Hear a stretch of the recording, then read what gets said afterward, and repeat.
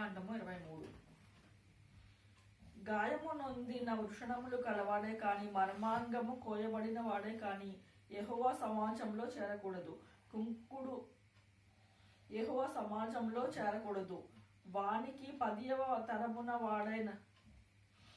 వాడైనను యెహోవా సమాజంలో చేరకూడదు. అమోనీయుడే కాని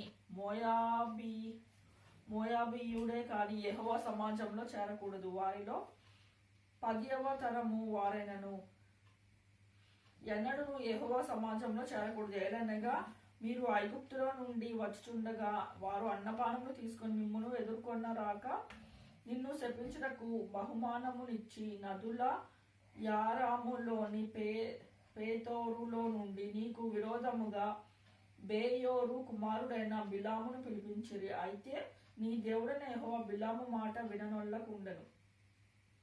నీ దేవుడైన యెహోవా నిన్ను ప్రేమించెను కనుక నీ దేవుడైన యెహోవా నిమిత్తము శాపమును ఆశీర్వాదముగా చేశాను. నీ దినములన్నీయు ఎన్నడూ వారి క్షేమమైనను మేలైనను విచారింపకూడదు. ఏదో మీరు నీ సహోదరులు కనుక వారిని ద్వేషింపకూడదు. ఐగుప్తు దేశంలో నుండి పరదేశీ అయి ఉంటివి కనుక ఐగుప్తీయులను ద్వేషింపకూడదు. వారికి పుట్టిన పిల్లలలో 3వ తరము వారు యెహోవా సమాజంలో చేరవచ్చును.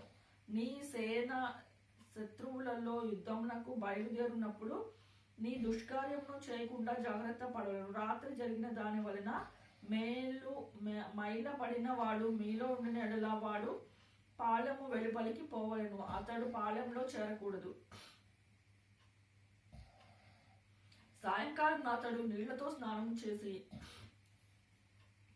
సూర్యుడు అస్తమించిన తర్వాత పాలెంలో చేరవచ్చును. పాలెము వెలుపల నీకు ఒక చోటు ఉండవలెను. ఆ బహిర్భూమికి నీవు వెళ్ళవలెను. మరియు నీ ఆయుధములు కాక ఒకటి నీ యొద్ద ఉండవలెను. నీవు బహిర్భూమికి వెళ్ళునప్పుడు దానిలో తవ్వి వెనుకకు తిరిగి నీ మలమును కప్పివేయవలెను.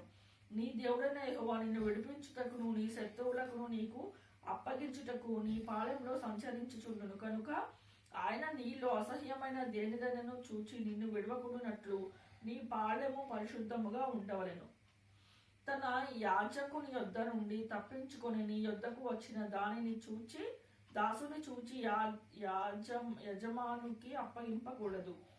అతడు తన ఇష్ట ప్రకారము నీ గ్రామంలో ఒక దాని యందు తాను ఏర్పరచుకొనిన చోట మీతో కలిసి మీ మధ్య నివసింపవలెను. నీవు వానిని బాధింపకూడదు. ఇజ్రాయేల్ కుమార్తెలో ఎవతయు వేశ్యగా ఉండకూడదు. ఇజ్రాయేల్ కుమారులు ఎవడను పురుషగామిగా ఉండకూడదు. పడుపు సొమ్మునే కాని కుక్క విలువనే కాని మొక్కుబడిగా నీ దేవుడైన యెహోవా ఇంటికి తేకూడదు. ఏలైనగా ఆ రెండును నీ దేవుడైన యెహోవాకు హేయములు. నీవు వెండినే కాని ఆహార ద్రవ్యంనే కాని వడ్డీకి వేయబడు దేనిని నీ సహోదరులకు వడ్డీకి ఇయ్యకూడదు. అన్యునికి వడ్డీకి బదులు ఇయ్యవచ్చు కాని నీవు స్వాధీనపరచుకున్నట్లు చేరబోచున్న దేశములో నీ దేవుడైన యెహోవా నీవు చేయు ప్రయత్నములన్నిటి విషయంలో నిన్ను ఆశీర్వదించినట్లు నీ సహోదరులకు వడ్డీకి బదులు ఇయ్యకూడదు. నీవు నీ దేవుడైన యెహోవాకు మొక్కుకొనిన తరువాత నీ మొక్కుబడిని చెల్లించుటకు తడవు చేయకూడదు. నీ దేవుడైన యెహోవా తప్పక నీ వలన దానిని రాబట్టుకొనును. అది నీకు పాపమగును.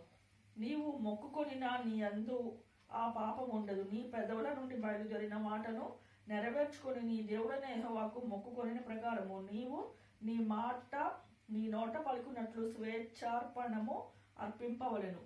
నీవు నీ పొరుగువాని ద్రాక్ష తోటలు వచ్చినప్పుడు నీ ఇష్ట ప్రకారము నీకు చాలినంత వరకు ద్రాక్ష పండ్లు తినవచ్చును కానీ నీ పాత్రలో వాటిని వేసుకునకూడదు. నీ పొరుగువాని పంట చేతికి వచ్చినప్పుడు నీ చేతిలో వెన్నులు తుంచుకొనవచ్చును కానీ నీ పొరుగువాని పంట చేని మీద కొడవలి చేయకూడదు.